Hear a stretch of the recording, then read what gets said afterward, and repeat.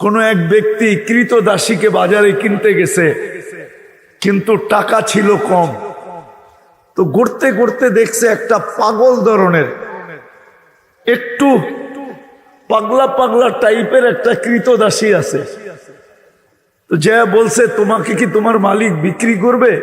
বলছে, বিক্রি করার জন্যই তো বাজারে। তো মালিককে জিজ্ঞাসা করছে, দাম কত? তো সস্তা দাম বলছেন। কিন্তু যখন কৃতদাসীকে জিজ্ঞাসা করছে, তো বলছে, আমার কিছু শর্ত আছে, তুমি যদি আমাকে কিনতে চাও। তো বলছে, সেটা কি শর্ত?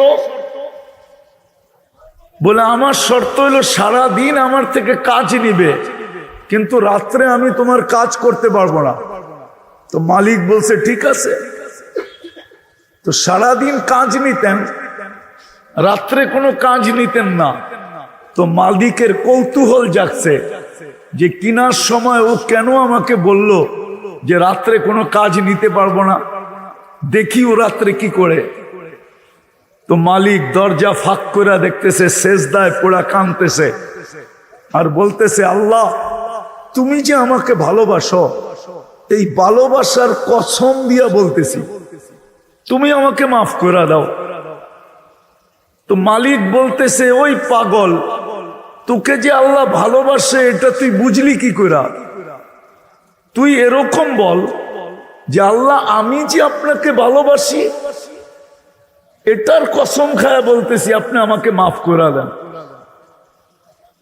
তো সেজদার থেকে উঠা বলতেছে, মালিক যদি আমাকে ভালো না বাসতো তাইলে আমাকে জায়নামাজে সারা রাত্র কাঁদাইতো না, আর তোমাকে ল্যাপের ভিতরে সারা রাত্র ঘুমাইতে দিত না। বইলা একটা চিৎকার দিছে, জান চলে গেছে। এই রাতেই কোনো মতে কাফন দাফনের ব্যবস্থার জন্য মালিক ছুটতে ছিল।